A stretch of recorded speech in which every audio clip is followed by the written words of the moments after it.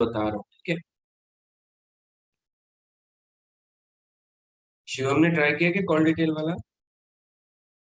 No sir, मैं उधर ही वो जो सेकंड वाला था ना, उसमें ही बहुत अटका था।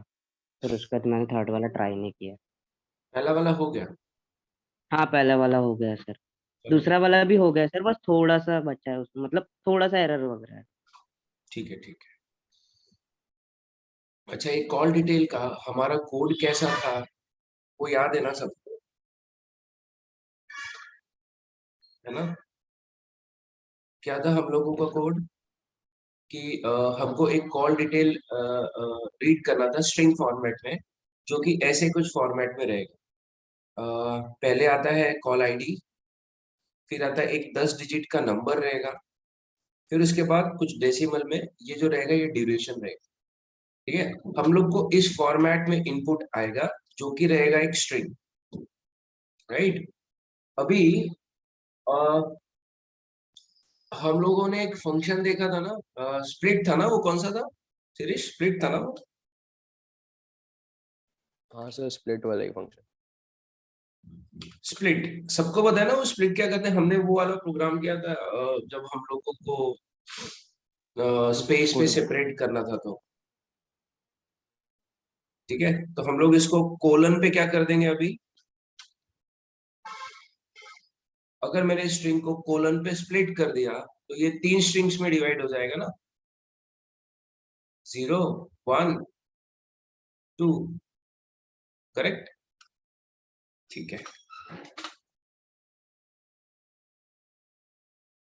सबको स्प्लिट फंक्शन याद तो है ना, जो अपन ने वो she sales C shall see वाले प्रोग्राम में यूज किया था। स्प्लिट जो गिवन स्ट्रिंग को स्प्लिट कर देता है डिफरेंट स्ट्रिंग एरे में। सो यहाँ पर मैं एक प्राइवेट डेटा बना रहा हूँ, सॉरी, प्राइवेट स्ट्रिंग, इसका नाम मैं रखता हूँ सी डिटेल्स। ये मेरा प्राइवेट डेटा हो गया। फिर इसी क्लास में मुझे एक सेटर रखना था, public void set call details नाम का। सबको स्क्रीन दिख रहा है ना मेरा? Yes, हाँ sir. सर। इसको पैरामीटर में एक हमको कॉल डिटेल भेजना है। सब उसको मैं अभी के लिए सीडी नाम के एक वेरिएबल में रख देता हूँ। अब ये कॉल डिटेल्स हमारे प्राइवेट डेटा कॉल डिटेल्स में सेट हो जाएगा। ठीक है, कॉल डिटेल्स कुछ भी हो सकता है, बस वो इस फॉर्मेट में रहेगा, इतना हम लोगों को पता है। जो भी कॉल डिटेल रहेगा वो इस फॉर्मेट में रहने वाला। ओके, सो मैं बस अज्यूम कर रहा हूं यहाँ पे कि suppose the call detail is this. Okay, now फिर हम लोगों को 3 फंक्शंस बनाने थे। एक था पब्लिक इंट गेट आईडी, जो कि मेरे को इस कॉल डिटेल का जो आईडी वाला पार्ट है वो निकाल के दे देगा। फिर एक फंक्शन था पब्लिक लॉन्ग गेट नंबर या गेट मोबाइल नंबर, जो कि मेरे को उस कॉल डिटेल का सिर्फ मोबाइल नंबर वाला जो पार्ट है वो निकाल के देगा, बीच वाले 10 डिजिट। फिर आखिरी में यहाँ पर एक और फंक्शन बनाना था, पब्लिक फ्लोट गेट ड्यूरेशन। ये हमारा तीसरा मेथड था जो हम लोगों को बनाना था। ठीक है, इस कोड को करने के लिए ना मैं एक काम करता हूँ। मैं इस क्लास के अंदर, जैसे मैंने एक स्ट्रिंग बनाया ना, देखो ये मैं लॉजिक, मेरा लॉजिक के लिए मैं इसमें और कुछ वेरिएबल्स ऐड कर रहा हूँ, just for my logic, right. मेरे को डिजाइन तो ऐसा दिया था, बट आगे कोड अचीव करने के लिए मैं कुछ और वेरिएबल्स बनाना चाहता हूँ, तो वो मैं ऐड कर रहा हूँ यहाँ। जैसे मुझे लग रहा है यहाँ पर एक स्ट्रिंग के साथ मुझे एक स्ट्रिंग एरे भी लगेगा यहाँ पर।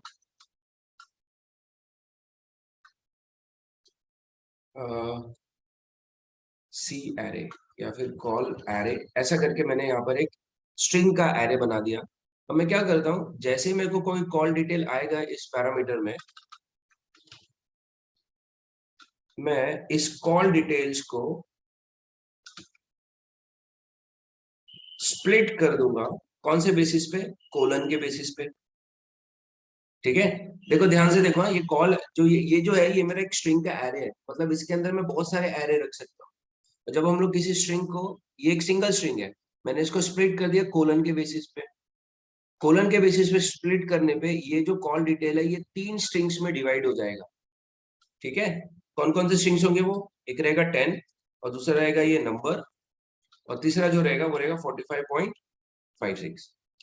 हमारे कॉल एरे के 0th इंडेक्स पे कौन सी वैल्यू रहेगी, कॉल एरे के 0 पर call ID 10, right, call ID. इसके 1 1 पर कौन रहेगा, नंबर, इसके 2 पर कौन रहेगा, दैट्स इट। सबको समझ में आया। अब बस इस फंक्शन में क्या होगा, देखो जैसे ही कोई सेट सेट कॉल एरे को कॉल करेगा, वहां पे वो जो कॉल डिटेल्स भेजेगा उसको मैंने मेरे प्राइवेट डेटा में रख लिया। प्राइवेट डेटा में रखने के बाद मैंने अगले लाइन पर उसको स्प्लिट करके एक एरे में कन्वर्ट कर दिया। तो एरे में 3 आ गए, 0 पर मेरे को मिल जाएगा, 1 पर और 2 पर। अब बस यहाँ पर आप लोगों को कॉल एरे के 0 पर कौन रहेगा, कॉल आईडी रहेगा, इसको बस क्या करना है, रिटर्न करना है ना उधर,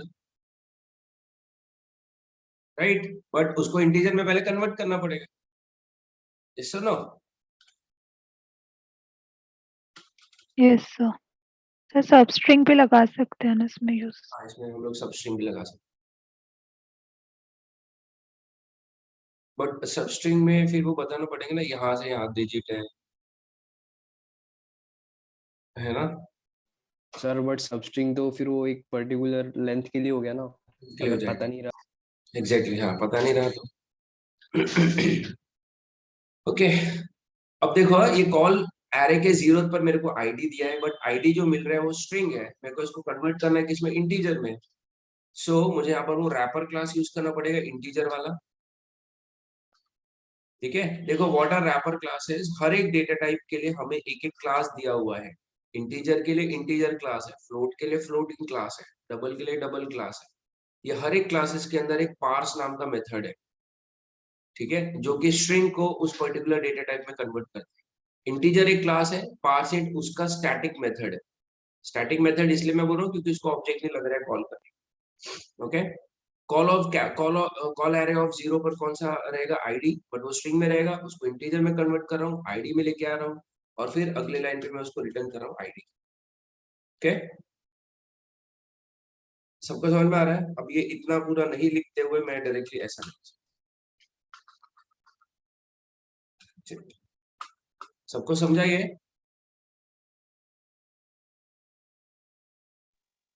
यस सर। मैं पूरा कोड उसको नहीं लिख रहा हूँ, सर बचा हुआ उसको कोड। स्प्लिट को भी अगर अपन मेथड के अंदर कर दे तो उससे मेमोरी बच जाएगा। ये स्प्लिट को इस मेथड के अंदर, हाँ, और जैसे फिर मेरे गेट को, आईडी में स्प्लिट करेंगे फिर नंबर में भी और ड्यूरेशन में भी, तो हाँ उससे बराबर है मेमोरी बच जाएगी। यार, इससे मेमोरी बच जाएगी, बट तेरा कोड रिपीटेशन होगा ना। सर फिर जैसे अगर मेथड कॉल हुआ तो मेथड बंद होने के बाद फिर वो बंद डिस्ट्रॉय भी हो जाएगा ना, अरे। अरे बट तेरा कोड रिपीटेशन होगा ना फिर। अच्छा। देख वैसा भी कर सकते हैं, कोई दिक्कत नहीं है, बट एक ही कोड 3 बार क्यों करने का बात, जो तू बोल रहा है वो ठीक भी है सही सर। है ना, हाँ। है ना। बट देख एक चीज अपन कम करने जाएंगे ना दूसरी चीज बढ़ जाती है, दूसरी चीज कम करने जाएंगे एक चीज बढ़ जाती है। तो टाइम को कम करने जाएगा स्पेस बढ़ जाएगा, स्पेस को कम करने जाएगा टाइम बढ़ जाएगा। ओके, ठीक है, ये कोड मैं अभी भी आधा लिख रहा हूँ, ये कोड मैं पूरा नहीं कर रहा हूँ, ये कोड सब लोगों को कंप्लीट करना है, मैंने यहाँ पे दे दिया ये कोड। ठीक है, ये कोड आज शाम तक वगैरह या कल सुबह तक मुझे भेज देना सब लोग, हो जाएगा ना। अभी यहाँ पे बस क्या करना है, लॉन्ग डॉट पारसेंट ऑफ 1, हो जाएगा ये कोड अभी एवरीवन।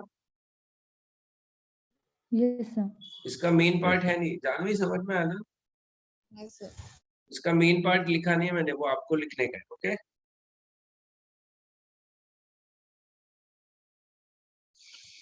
ओके, आगे बताओ। हाँ सर।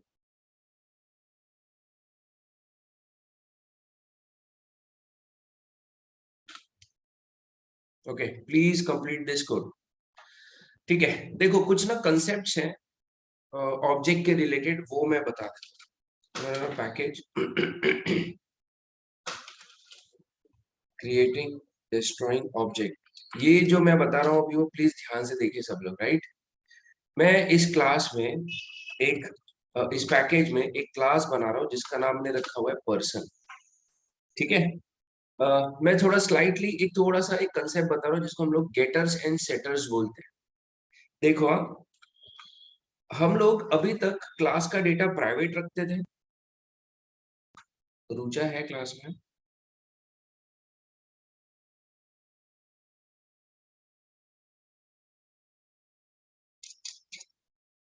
ओके हम लोग क्लास में ऐसे प्राइवेट डेटा रखते हैं, private int age, private string name, ऐसे हम लोग बहुत सारे डेटा रखते हैं। और इन डेटा को रीड करने के लिए, एक्सेस करने के लिए हम लोग इस क्लास के ऊपर एक फंक्शन बनाते हैं, जैसे कि रीड हो गया या फिर सेट हो गया। फिर शो करने के लिए हम लोग एक दूसरा फंक्शन बनाते हैं जिसका नाम हम लोग रखते हैं वॉइड शो समथिंग, ऐसा कुछ तो भी हम लोग कोड कर रहे थे, ठीक है। मुझे कौन बताएगा इस शो फंक्शन का एक्सेस स्पेसिफायर क्या है?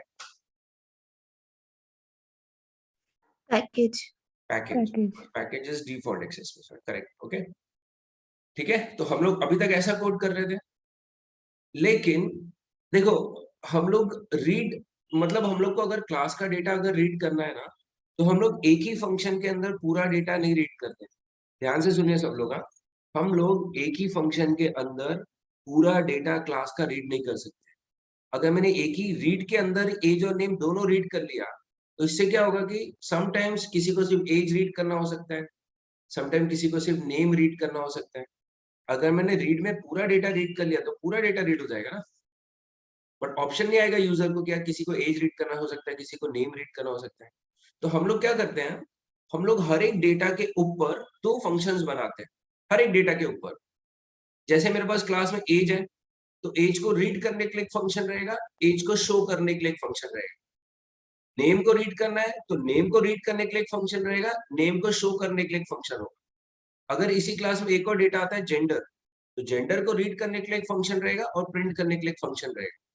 सो हम लोग क्लास के हर एक डेटा के लिए एक एक फंक्शन बनाते हैं, एक रीडर और एक राइटर। इसी को हम लोग गेटर्स और सेटर्स बोलते हैं, ठीक है। ट्राई टू अंडरस्टैंड, ये बहुत इंपॉर्टेंट कंसेप्ट है। हम लोग क्लास के डेटा को एक्सेस करने के लिए क्लास के डेटा के ऊपर दो लेयर्स बना देते हैं फंक्शंस के, एक को गेटर नाम दे देते हैं, एक को सेटर नाम दे देते हैं, ठीक है। हर एक डेटा के लिए रीड करने के लिए एक गेट रहता है, एक सेट रहता है। तो अगर मेरे क्लास में दो डेटा है, तो दो डेटा को रीड और राइट करने के लिए चार फंक्शंस रहेंगे।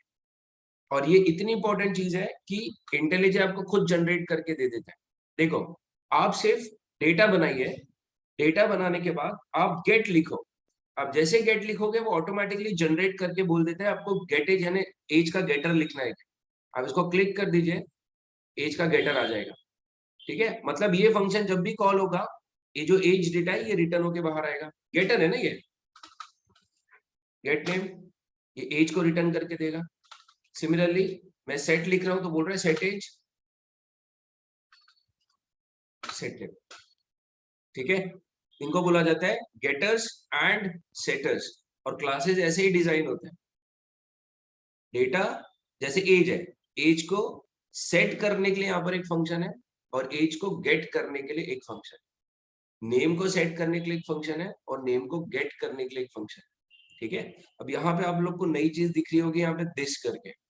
देखो अगर मेरे क्लास में ये प्राइवेट डेटा एज, मेरे को बाहर से इस एज को वैल्यू भेजनी है, तो मैं सेट एज को एक एज भेजूंगा, राइट। अब यहाँ पे तुम लोग ऑब्जर्व करना कि सेट एज का पैरामीटर क्या है, एज, और क्लास के प्राइवेट डेटा का नाम क्या है, एज। मतलब पैरामीटर का नाम भी सेम है, एज है, और क्लास के प्राइवेट डेटा का नाम भी एज है। तो अगर मैं ऐसा लिख रहा हूँ एज इक्वल टू एज, तो इससे कंफ्यूजन नहीं होगा कौन सा एज किस में जा रहा है, राइट। तो ऐसे टाइम पे अगर आपके पैरामीटर का नाम सेम है, राइट, और आपके क्लास के प्राइवेट डेटा का नाम भी सेम है, तो डू डिफरेंशिएट, हम लोग क्लास के डेटा को दिस से रिप्रेजेंट करते हैं। दिस डॉट एज मतलब करंट ऑब्जेक्ट या करंट क्लास का जो डेटा है एज, वो उसमें ये जो पैरामीटर में एज आ रहा है ये वैल्यू चलेगी। सबको समझ में आ रहा है getters and setters? Yes sir. Yes sir. सबको समझ में आ रहा है ना, ठीक है। अब आते हैं हम लोग मेन क्लास में। देखो अगर आपके क्लास में 10 डेटा है तो आपको ऐसे 10 गेटर सेटर्स, मतलब टोटल कितने फंक्शंस रहेंगे 10 डेटा के लिए? 20 20 फंक्शंस 20 रहेंगे। ओके, आगे वो सीरियलाइजेशन वगैरह के लिए आपको ऐसे ही कोड लिखना होता है। This is very important, right? ये 20 वाला फंडा सबको समझ में आया ना? ओके, हाँ सर। अब ये क्लास है मेरा, ये क्लास का प्राइवेट डेटा है, ठीक है। अब मैं मेन में एग्जीक्यूशन शुरू करता हूँ इस क्लास का। देखो मैंने यहाँ पे पर्सन क्लास का एक ऑब्जेक्ट बनाया, पर्सन इक्वल्स टू न्यू, मैंने दिया पर्सन, आ गया, ऑब्जेक्ट बन गया। अब ये पर्सन जो ऑब्जेक्ट है, this is a real world person, right? ये एक रियल एंटिटी है पर्सन नाम की, जो मैंने यहाँ पे बनाई है। मेरे को इस पर्सन का एज सेट करना है, मैं लिखूंगा person dot set age. Suppose इस पर्सन का एज 21 है, मैंने एक सेटर कॉल कर दिया और उसको एज भेज दिया। Then person dot set name, suppose मैंने यहाँ पे नेम भेज दिया राहुल,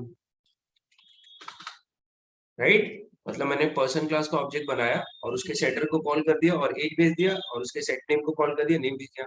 तो मतलब मैंने इस ऑब्जेक्ट के एज और नेम को सेट कर दिया। अब मुझे प्रिंट करना है तो मैं गेटर को कॉल करूंगा। गेटर जो है वो हमेशा रिटर्न करते हैं, तो age is person dot get age. सबको समझ में आ रहा है कि कैसे काम कर रहा है? हाँ सर।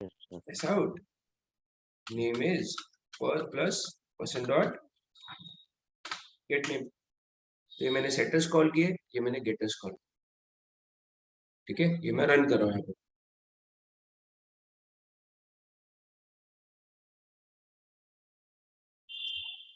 आया age is 21, name is Rahul, ठीक है। Yes sir. हम लोग को ऐसे ही कोड करना है, राइट? क्लास में डेटा डिजाइन करेंगे, डेटा सेटर्स लिखेंगे, ये ऑटो जनरेट हो जाते हैं। फिर उसके बाद अगले जहां पे ऑब्जेक्ट बनाना है, ऑब्जेक्ट बना के फिर डेटा को एक्सेस करो।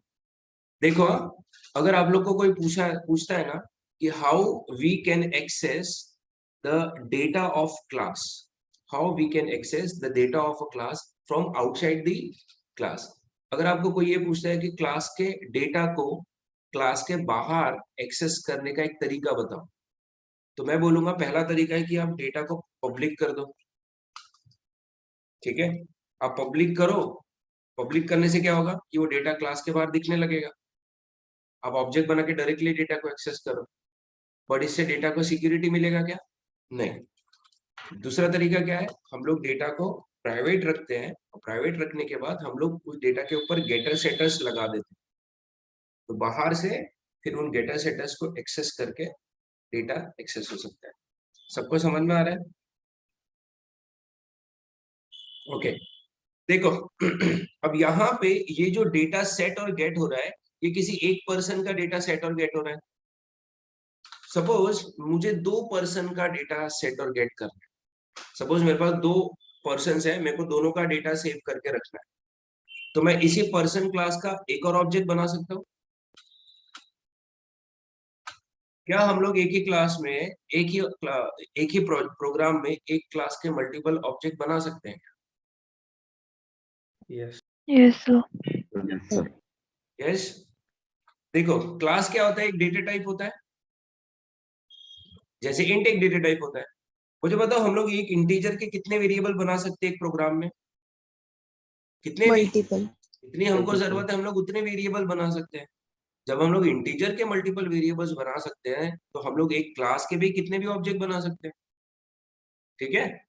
बट एक चीज हमेशा याद रखना कि when you are creating multiple objects, जब आप लोग एक क्लास के बहुत सारे ऑब्जेक्ट बना रहे हैं, तो एक चीज याद रखना, जैसे हम लोग जब एक इंटीजर के मल्टीपल वेरिएबल बनाते हैं, हमको पता है कि एक इंटीजर 4 बाइट कंज्यूम करता है, तो यहाँ पे ये 3 इंटीजर्स कितनी बाइट्स कंज्यूम करेंगे? 12। 12। 12. मतलब x के पास खुद के 4 बाइट रहेंगे, y के पास खुद के 4 बाइट, z के पास खुद के 4 बाइट रहेंगे, ठीक है। मतलब हर एक वेरिएबल के पास खुद का मेमोरी होता है ना, वो शेयर करता है या दूसरे वेरिएबल के साथ अपनी मेमोरी? नहीं, हर एक वेरिएबल के पास खुद की मेमोरी होती है, ठीक है। 2 पॉइंट हमेशा याद रखना, इफ रिक्वायर्ड हम लोग एक वेरिएबल, एक डेटा टाइप के कितने भी वेरिएबल बना सकते हैं। सेकेंड पॉइंट, हर एक वेरिएबल के पास खुद का मेमोरी या खुद का डेटा रहेगा, अगर मैंने x में 10 रख दिया तो ये y और z को इफेक्ट पड़ेगा क्या इसका? नहीं, क्योंकि y और z के पास खुद की मेमोरी है। ठीक है। सिमिलरली जब हम लोग एक क्लास के मल्टीपल ऑब्जेक्ट बनाते हैं ना, तो हर एक ऑब्जेक्ट के पास खुद का मेमोरी होता है। यहाँ पे पर्सन के पास खुद का मेमोरी है, पर्सन 1 के पास खुद का मेमोरी है। मेमोरी है मतलब मैं क्या बोल रहा हूँ कि पर्सन 1, ये जो पहला ऑब्जेक्ट है पर्सन, इसके पास खुद का एज और नेम रहेगा। और यहाँ पे जो पर्सन 1 है, इसके पास खुद का एज और नेम रहेगा। ऐसे ही अगर मैंने तीसरा ऑब्जेक्ट बनाया, उसके पास भी खुद का एज और नेम रहेगा। जैसे देखो, हम सब लोग पर्सन के ऑब्जेक्ट है ना, मेरे पास भी एज है, आप सब लोगों के पास भी एज नाम का डेटा है। अगर मेरा एज बढ़ता है तो तुम सबका भी एज बढ़ता है क्या?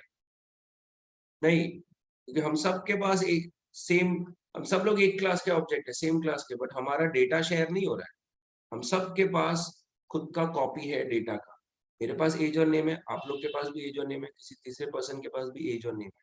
Please try to understand this. ये सबको समझ में आया जो भी बताया मैंने? Yes sir. ओके। अब इस क्लास में मेरे पास एक पर्सन नाम का एक ऑब्जेक्ट है, एज और नेम सेट हो गया। ठीक है। अब मैं इसी क्लास का दूसरा ऑब्जेक्ट बना रहा हूं, जिसका नाम मैं रख रहा हूं पर्सन 1। अब पर्सन 1 का मेरे को एज और नेम सेट करना है, तो मैं कैसे लिखूंगा? Person 1 dot set age 22, person 1 dot set name. Suppose यहाँ पे मैं इसका नाम रख देता हूँ श्रुति। ठीक है। सो ये पर्सन, पहले पर्सन का डेटा, ये दूसरे पर्सन का डेटा। ये पहला पर्सन अपना डेटा प्रिंट करता है, और यहाँ पर ये दूसरा पर्सन अपना डेटा प्रिंट करता है। ठीक है। अब मेरा प्रोग्राम दो पर्सन का डेटा रीड करके प्रिंट कर रहा है। मैं रन करता हूँ इसको।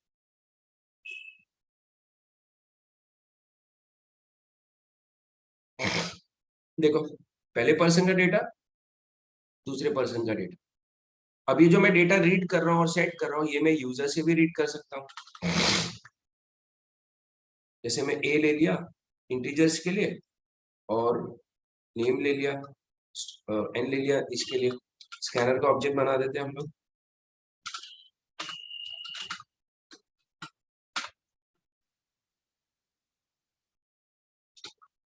System dot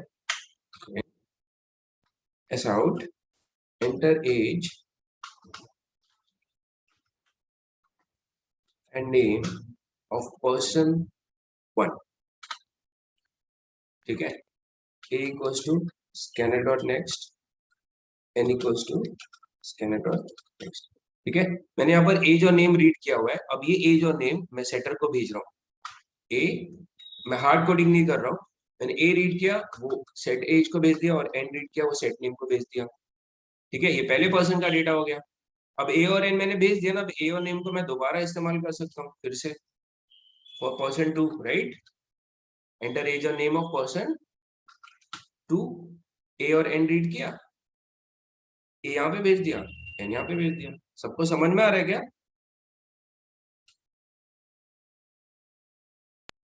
yes sir.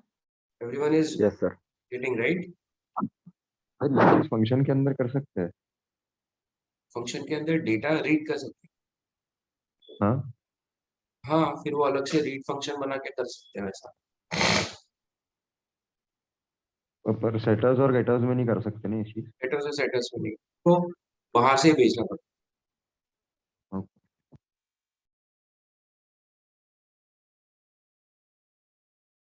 Enter age 21, enter age. पहले मैंने सेट कर दिए, बाद में मैंने गेट करके लेके आके प्रिंट कर दिया। ठीक है। ओके। अब देखिए, ये कोड तो बराबर है कि we are creating multiple objects of class, but इसमें एक दिक्कत है। कल जाके अगर मेरे को किसी ने बोला कि किसी 5 पर्सन्स का डेटा रीड करो और सेट करो, रीड करो और सेट करो, तो मुझे बताओ कितने ऑब्जेक्ट बनाने पड़ेंगे पर्सन क्लास के? 5। ऐसे 5 ऑब्जेक्ट बनाने पड़ेंगे। और तुम लोग खुद ऑब्जर्व करो कितना बड़ा कोड हो जाएगा। सिर्फ 2 ऑब्जेक्ट के लिए इतना बड़ा कोड हो गया, 5 ऑब्जेक्ट्स के लिए कितना बड़ा कोड हो जाएगा ना अपना, राइट? सॉल्यूशन क्या है? लूप अरे लगा दे। Array, exactly. जब हम लोग को एक साथ बहुत सारा इंटीजर स्टोर करना रहता है तो हम लोग इंटीजर का एरे बनाते हैं। सिमिलरली अगर मेरे को एक ही साथ बहुत सारे पर्सन को स्टोर करना है तो मैं पर्सन का एरे बना सकता हूँ, बराबर है। सो अब इसी प्रॉब्लम को सॉल्व करने के लिए देखो, जैसे हम लोग इंटीजर का एरे बना सकते हैं ऐसे, इट मींस इस ए के अंदर मैं कितने इंटीजर स्टोर कर सकता हूँ? 3। Similarly class is also data type, मतलब मैं इस P के अंदर कितने पर्सन्स का डेटा स्टोर कर सकता हूँ, कितने पर्सन्स के ऑब्जेक्ट स्टोर कर सकता हूँ? 3। 3 P of 0 पहला ऑब्जेक्ट, पहला पर्सन हो गया, P of 1 दूसरा पर्सन हो गया, P of 2 तीसरा पर्सन हो गया। सबको समझ में आ रहा है? बराबर है ना? Yes sir. P of 0 person 1 हो गया, P of 1 पर्सन 2 हो गया, ये पर्सन 3 हो गया। तो instead of creating 3 objects, person 1 person 2 person 3, मैं एक ही एरे में तीनों ऑब्जेक्ट को पुट कर सकता हूँ। ट्राई टू अंडरस्टैंड ना, इंटीजर्स और क्लासेस में दोनों भी डेटा टाइप है, ये प्री डिफाइंड, ये यूजर डिफाइंड। जब हम लोग इसका एरे बना सकते हैं तो हम लोग पर्सन का भी एरे बना सकते हैं, ठीक है। Now let's implement this code. अब मेरे पास ये 3 पर्सन है,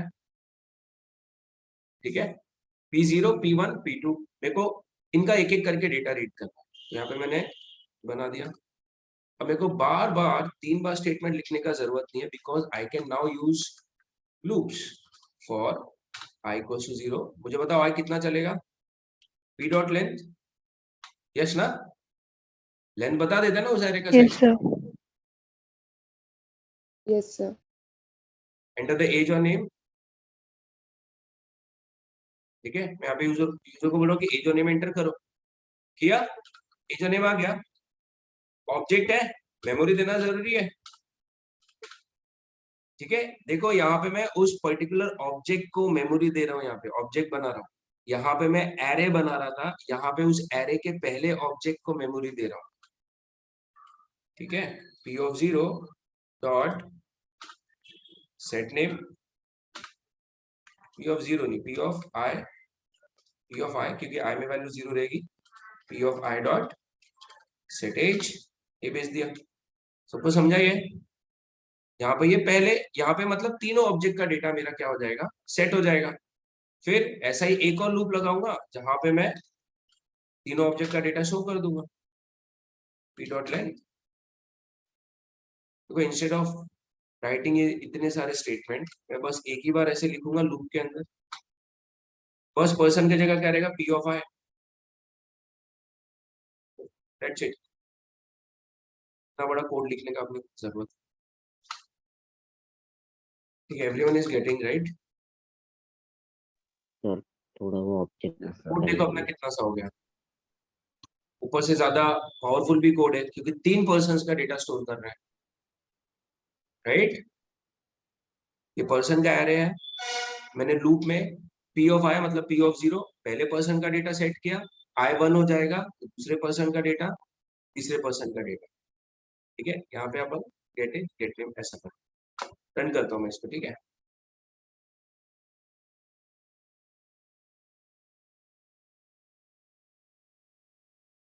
एंटर एज एंड नेम, मैंने एज डाल दी, ये पहला पर्सन है, ओके।